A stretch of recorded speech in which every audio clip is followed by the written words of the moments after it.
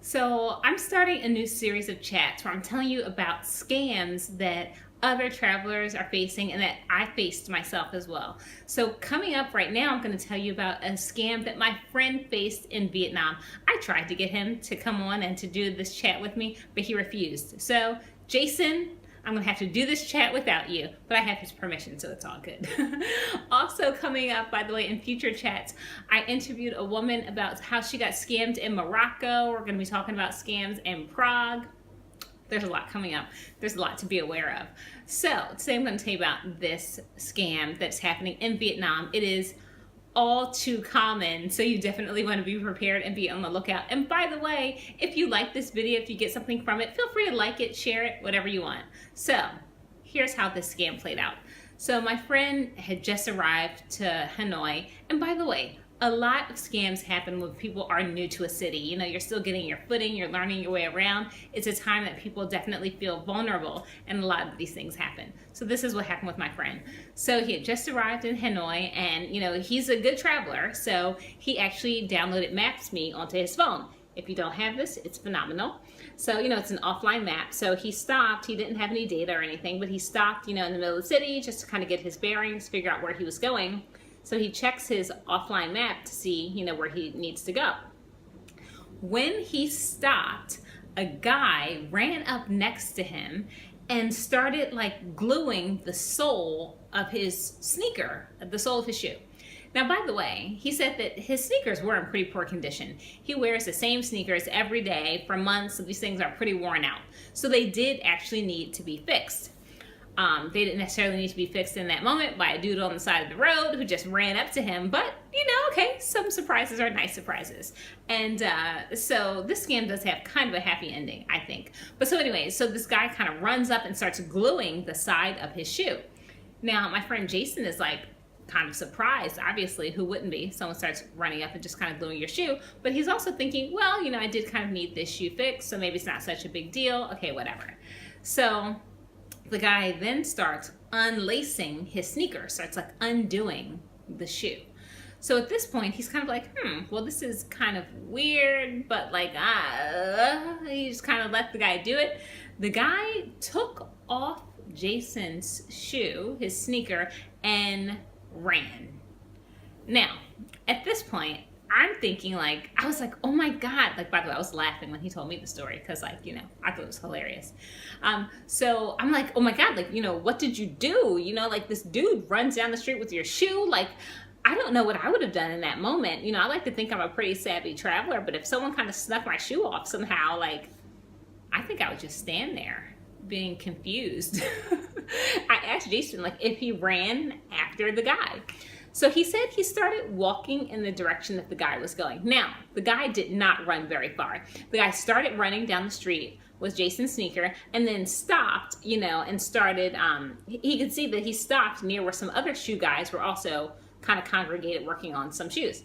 But what the guy did was, and I guess the reason he wanted to run was because he decided he was going to do a more extensive repair. You know, it was like the glue was the warm up, but that wasn't like what he really had in mind. He had a bigger plan. So Jason starts making his way up towards where the guy is to get a better look, figure out what's going on. So the guy actually has like, I guess it looked kind of like a rubber tire or something like that. And he's actually now applying the tire to like the base of the shoe, to the sole of the shoe to make it more sturdy. So Jason's like, no, like this is not what I like. What are you doing? Like, no, I don't want this. And the guy's like, no, this is good. It's good for you. This is better. Your shoe is no good. It's no good. It's no good. So it was true, by the way. His shoe wasn't very good, needed to be resold. But so now we're getting into the issue, which all kind of scams sort of come down to, which is the money. So the guy is like asking for like $15. And of course, $15 is a lot of money, especially in Vietnam, you know, just to have like, you know, some old tire glued onto the bottom of your shoe. So Jason's like, no, like that's too much money, blah. So they finally negotiate, and I think they get it down to like, he said it was about like $6 or $7 or something, which is still a lot of money. But that's what they kind of gotten it down to for the negotiation. And by the way, you know, day one in the city, what are you gonna do? I don't know, someone runs off with your shoe, maybe you're just glad to get your shoe back. You know, you're negotiating a price that's not so crazy, and the guy is actually fixing it. So whatever, they negotiate the price. But then the guy's like, well, you know, I gotta do your second shoe, so actually it's gonna be more. Okay, this sparks a whole new round of negotiations. An American guy rides by on a bike and it's like, shoe scam.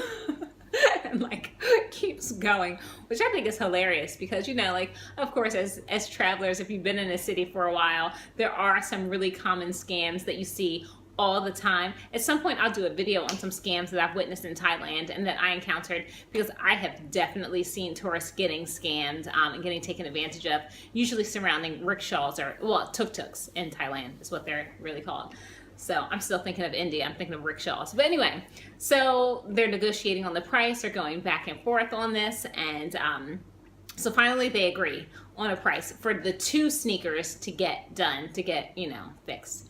So they agree on the price, the guy's working, finishes the sneaker, Jason's finally satisfied, he's ready to get out of there, okay, right?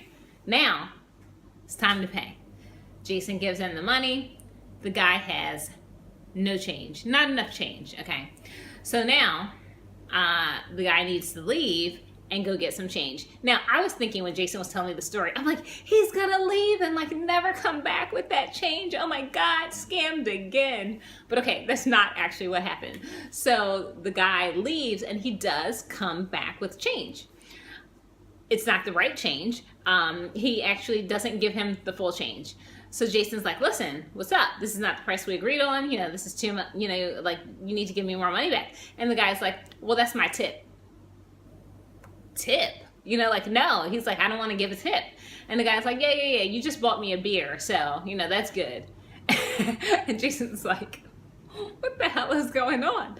By the way, Jason did not enjoy Hanoi. He was there for like a day and a half. I think that shoe scam, you know, like the shoe scam had a happy ending because like his shoes did need to be fixed, and that was successful, but he didn't really enjoy the city that much. But you know, I think coming to a new country and kind of getting scammed right off the bat and kind of having a weird taste in the mouth can make people not want to stay. But by the way, if this happens to you, it's really common in Hanoi, not something to be super concerned about. Try to negotiate that price down really low. Try to have them not take your shoe, you know, if possible, if you really don't want a repair. At that point, I think before they've taken your shoe off, you can still leave, right? They've applied some glue to your shoe, but you can still bolt, you know? But once they've taken the shoe off and he's applying the tire, I mean, I think that's why he ran off with the shoe, right? Because at that point, once you run off with the shoe, you apply the tire, like you're for sure gonna get paid at this point. I think most tourists would feel pretty guilty, like not giving someone anything for an actual kind of repair. So it's a fairly harmless scam, you know, that happens. Obviously, it's not one where people are being taken for large sums of money, but it's definitely something to look out for. If you are in Hanoi, if you are in Vietnam, and if you stop on the side of the road, beware. There might be someone running up beside you to fix your shoe, which is not the worst thing. Keep that price low, make sure you have the right amount to change. I think a few bucks seems like enough, you know. But anyway, you can talk to some locals and figure it out what the right appropriate pricing should be if you encountered this. So, hope you enjoyed this video. There is more scam chat to come. It's something that I always find really intriguing and interesting, so I'm going to do some more of it. Let me know what you think of it. Let me know if you've encountered any scams when traveling, if it's something that you're concerned about or have faced yourself. And if you are not yet on my Patreon team, you can support me in making these videos by signing up for my Patreon. I have monthly giveaways that are for my Patreon subscribers. I post content and videos and things like that that's just for them every week, just to show my gratitude. So if you got, you know, a couple bucks in your budget, I'd appreciate you joining the team.